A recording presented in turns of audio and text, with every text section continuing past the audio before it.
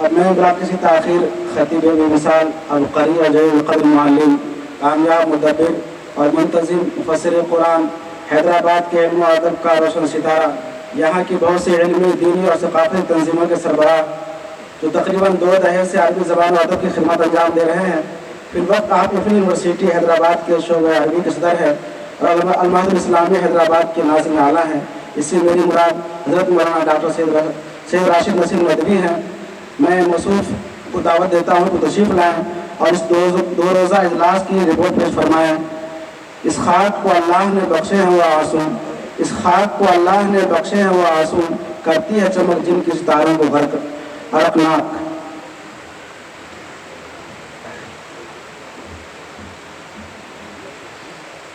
بسم اللہ الرحمن الرحیم وبہ نستعین والصلاة والسلام علی سید المرسلین وعلی آلہ واصحابہ اجمعین، اما بعد۔ مخدوم گرامی، حضرت الاستاذ مولانا محمد زکریا نفیذ اللہ العالی دائس پر تشریف فرما، معزز مہمان گرامی مولانا کفیل احمد صاحب ندوی استاذ دارالعلوم ندوۃ العلماء، دیگر شہر کے علماء کرام، معزز سامعین کرام اور ہندوستان بھر کے مدارس سے تشریف لانے والے مدارس دینیہ کے معلمین و اساتذہ کرام، میں بہت مختصر گفتگو کروں گا اور تقریر کرنے کا اس وقت موقع بھی نہیں ہے۔ ہم سب ہمتاً گوش بیٹھے ہوئے ہیں، سراپا انتظار بنے ہوئے حضرت الاستاذ مولانا محمد زکریا نفیذ اللہ العالی کی گفتگو سننے کے لیے، جو نہ صرف یہ کہ اپنے وقت کے بہت بڑے محدث ہیں بلکہ بڑے علمی گھرانے سے تعلق رکھتے ہیں۔ حضرت مولانا منظور احمد نعمانی رحمۃ اللہ علیہ سے کون واقف نہیں ہوگا، مولانا نعمانی جی کے یہ بھتیجے ہیں اور حضرت مولانا سید ابو الحسن علی ندوی رحمۃ اللہ علیہ، حضرت مولانا صدیق احمد باندی رحمۃ اللہ علیہ کے پروردہ تربیت یافتہ 40 سال سے ندوۃ العلماء میں حدیث شریف کی اہم کتابوں کی تدریس آپ کے ذمہ ہیں، اور اب بخاری شریف جیسی اہم کتاب زیر تدریس ہے۔ تو لازمی بات ہے اس وقت ہم کو پوری توجہ کے ساتھ مولانا کی بات سننی ہے، لیکن چونکہ یہ ضابطہ ہے کہ ایک بہت ہی مختصر سی رپورٹ اس 2 روزہ اجلاس کی آپ کے سامنے پیش کر دی جائے، تو 2-3 باتیں عرض کرتے ہوئے میں اجازت لوں گا اس صراحت و وضاحت کے ساتھ کہ انشاءاللہ جب مولانا کی گفتگو ختم ہوگی اسی وقت اذان ہوگی اور پھر 15 منٹ آپ کو وضو اور تیاری کے لیے دیے جائیں گے، پھر جماعت ہوگی، لہذا پوری ثابت قدمی کے ساتھ آپ بیٹھیں۔ تھوڑا سا گرمی پریشان کر رہی ہے، لیکن ذرا ایک مرتبہ آپ سوچ لیں کہ یہی وہ دین تھا، دین اسلام، جس کے لیے حضور اکرم صلی اللہ علیہ وسلم نے صحابہ کو جمع کیا تھا۔ مئی کی گرمی تھی، 1 مہینے کا ریگستان کا سفر تھا، روم کا لشکر تبوک پر جمع ہو چکا تھا اور لوگوں کے پیروں میں ایسے زخم آئے اور جوتیاں گھس گئیں کہ لوگوں نے کپڑے پھاڑ کے اپنے پیروں کو باندھا تھا اور اس گرمی کی صعوبتوں کو برداشت کر کے اسلام کے اہم محاذ پر پہنچے تھے۔ وہ قربانیاں تھیں جس کی وجہ سے آج بہت آسانی کے ساتھ اسلام ہمارے اور آپ کے گھروں تک پہنچا ہوا ہے۔ ان قربانیوں کو یاد کرتے ہوئے ذرا سا اس گرمی کو آپ برداشت کریں اور اس دھوپ کو برداشت کریں جو حیدرآباد کی دھوپ ہے، اور ابھی مئی وغیرہ کا مسئلہ بھی نہیں شروع ہوا، یہ فروری کی دھوپ ہے۔ انشاءاللہ اس سے بہت زیادہ نقصان نہیں ہوگا، لیکن پورے تحمل کے ساتھ آج اس دینی جلسے کی کارروائی اس کو سننا ہے، سماعت کرنا ہے، کیونکہ یہ 2 روزہ اجلاس جو ہوا ندوۃ العلماء کی جانب سے، اس کا مقصد یہ تھا کہ جو ان سروس ٹیچرز ہیں، جو اساتذہ پڑھا رہے ہیں، میں بہت صراحت کے ساتھ کہہ رہا ہوں کیونکہ کچھ میرے ندوی بھائیوں کو، میرے ندوی ساتھیوں کو شہر میں غلط فہمی ہوئی اور تھوڑی سی ان کو ناراضگی بھی ہے، تو اس کا بھی میں ازالہ کر دوں۔ یہاں ندوے کے ذمہ دار بیٹھے ہوئے مولانا سلمان نقوی صاحب ہیں، مولانا کفیل صاحب اس وقت ندوے سے آئے ہیں نمائندہ بن کر، کہ ایسا محسوس ہوا کہ ہم کو 2 دن کی کارروائی میں موقع نہیں دیا گیا۔ یہ اس میں میرا اختیار نہیں ہے، ندوۃ العلماء یہ نظام بناتا ہے، دعوت نامے ندوۃ العلماء سے ایشو ہوتے ہیں ٹیچرز کے نام، اساتذہ کے نام، اور ہندوستان بھر سے اساتذہ آئے ہیں، جو 91 اساتذہ ہیں، 91 جو مختلف ریاستوں سے آئے ہوئے ہیں، اور اتنی ہی تعداد تقریباً 50 سے زائد ہمارے حیدرآباد کے علماء کی تھی جو برابر شریک رہی،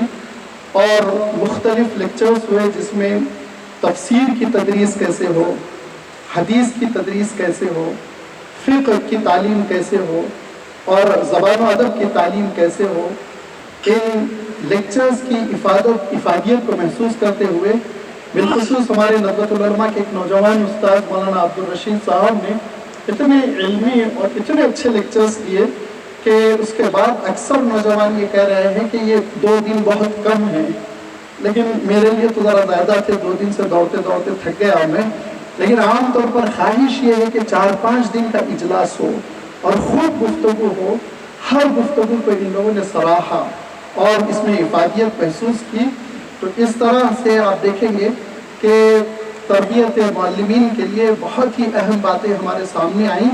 اور بالخصوص جو تجاویز سامنے آئی اس میں یہ کہ یہ تربیتی پروگرام طویل المیعاد ہوں اور بار بار ہوں۔ میری خواہش ہے کہ کم سے کم اس وقت میں حیدرآباد کے ذمہ داروں سے یہ خواہش کر سکتا ہوں کہ اس طرح کے پروگرام وہ اپنے اپنے اداروں میں جن کے پاس کے انفراسٹرکچر بھی ہے، سہولیات بھی ہیں، وہ توجہ دیں اور یہ اس قسم کے پروگرام رکھیں جو خالصتاً علمی اور تعلیمی ہیں۔ اور پھر اس کے ساتھ ساتھ یہ بھی خواہش آئی کہ ایک خاص موضوع پر مولانا سعد قاسمی صاحب نے بڑی توجہ دلائی، اسکول میں جو اسلامیات کے اساتذہ ہیں ان کے لیے بھی ٹریننگ پروگرام رکھا جائے۔ اذان اسکول کے چیئرمین ڈاکٹر یوسف اعظم صاحب تشریف فرما ہے، بہت بڑا اسکول ہے حیدرآباد کا اور انٹرنیشنل اسکول ہے، تو انشاءاللہ اس پہ ہم غور کریں گے، اور جو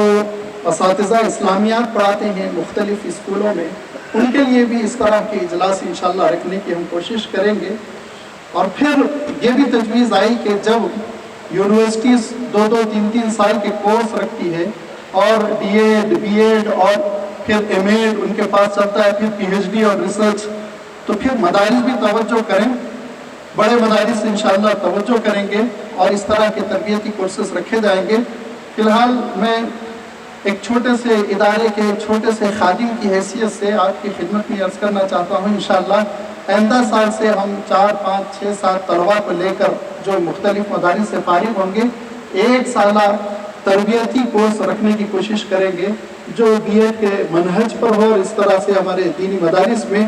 جو شکایت ہے قحط الرجال کی، اساتذہ کی تنگی اور کمی کی، انشاءاللہ اس کا کسی حد تک ازالہ ہوگا۔ باقی یہ کام بڑے اداروں کا ہے، دارالعلوم دیوبند اور دارالعلوم ندوۃ العلماء اور حیدرآباد میں جامعہ نظامیہ، ایسے بڑے بڑے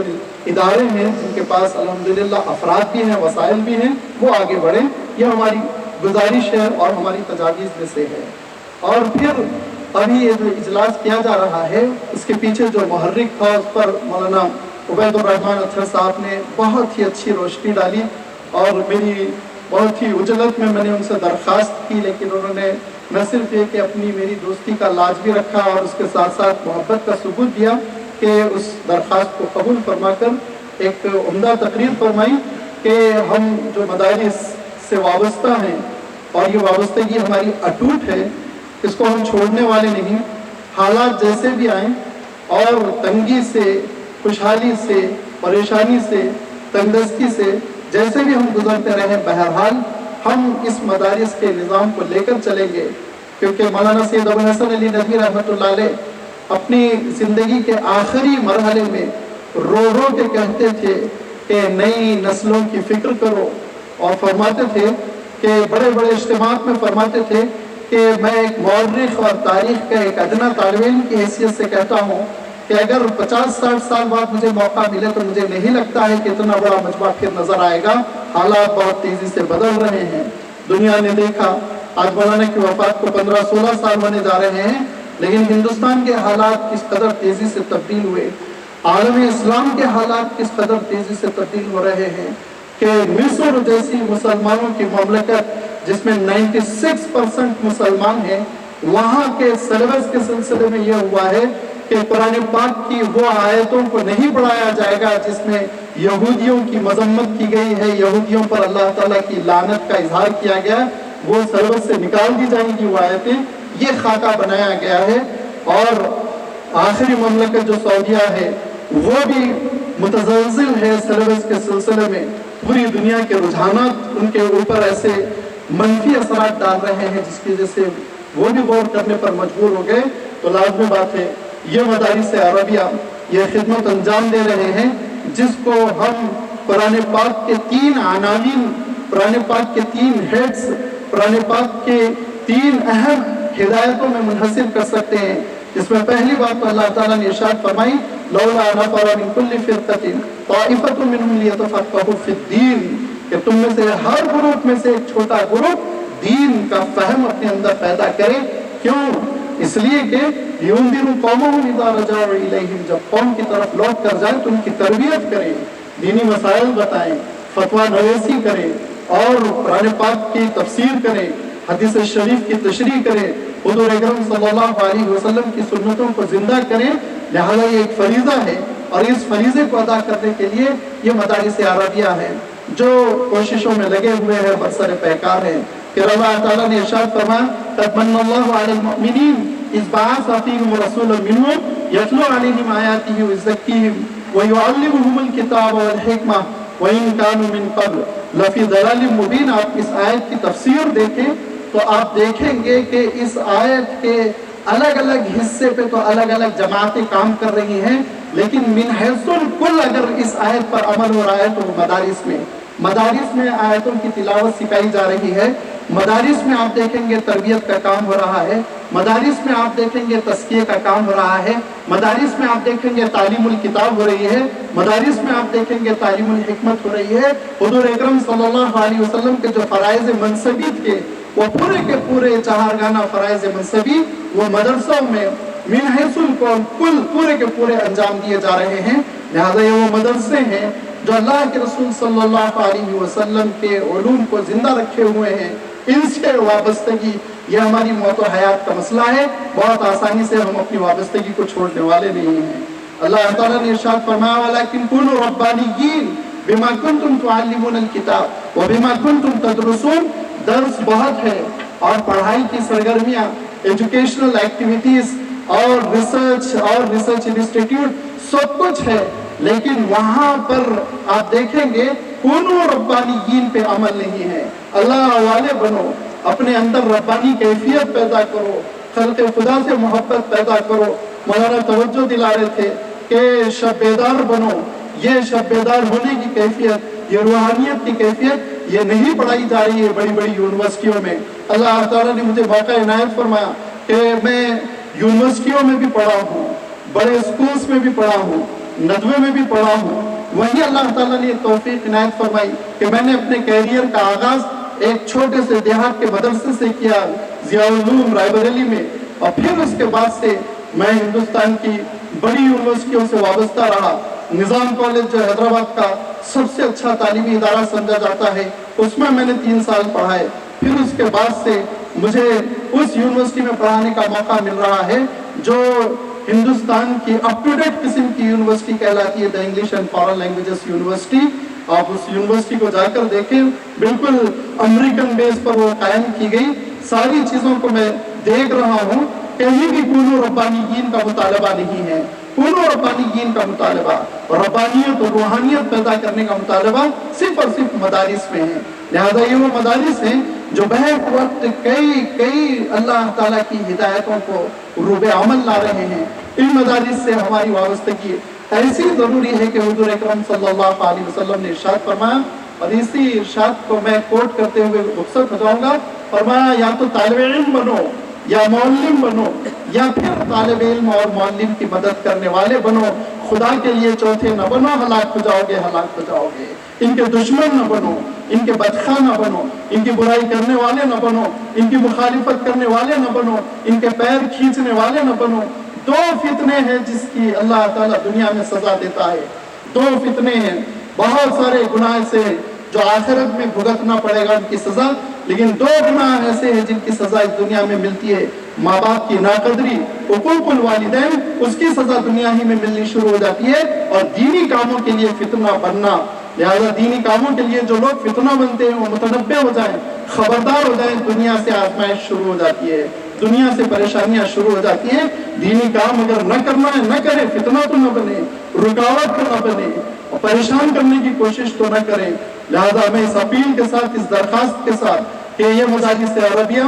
जो लिल्लाहियत की बुनियाद पर कायम है, कुर्बानियों की बुनियाद पर कायम है, सरफरोशियों की बुनियाद पर कायम है, अल्लाह के रसूल सल्लल्लाहु अलैहि वसल्लम के उलूम की नशर व इशाअत के लिए कायम है, और कोई उनका मतबे नज़र नहीं। लिहाजा इनके मकसद को आप समझें, इसी मकसद को समझाने के लिए और मदारिस की ड्यूटी बताने के लिए इंशाअल्लाह अब आपके सामने हमारे बहुत ही चहीते हरदिल अजीज उस्ताद नदवे से ही हम हजरत की खिदमत में रहते थे, मशवरे लेते थे, और तिर्मिज़ी शरीफ जैसी हदीस की अहम किताब सबकन सबकन पढ़ने की हमको तौफीक मिली हजरत मौलाना मोहम्मद ज़करिया साहब संबली मद्दिज़िल्लहुल आली से, जो बहुत बड़े स्कॉलर हैं, बहुत बड़े आलिम हैं, बड़े इल्मी खानवादे से ताल्लुक़ रखते हैं, बड़ी खिदमत है मौलाना की तदरीसी खिदमत के अलावा। लिहाजा इन पूरी तवील दीनी खिदमत का मौलाना निचोड़ रखते हुए मदारिस और मदारिस के लिए जो चैलेंजेस है और मदारिस की जो ड्यूटीज़ हैं, मदारिस की जो जिम्मेदारियां हैं, उस पर इंशाअल्लाह इजहार ख्याल फरमाएंगे। मैंने पहले ही अर्ज़ कर दिया था कि जब गुफ्तगू ख़त्म होगी इंशाअल्लाह उसी वक्त क़ज़ा होगी, लिहाजा आप परेशान ना हो, आपकी जमात नहीं छूटेगी, पूरे इत्मीनान के साथ इंशाअल्लाह जमात मिलेगी। इसी के साथ साथ मैं एक और बात पे तवज्जो दिलाता हूँ। माशाअल्लाह अभी कारी साहब ने बहुत ही उम्दा क़िराअत की, और उससे हमारे दिलों में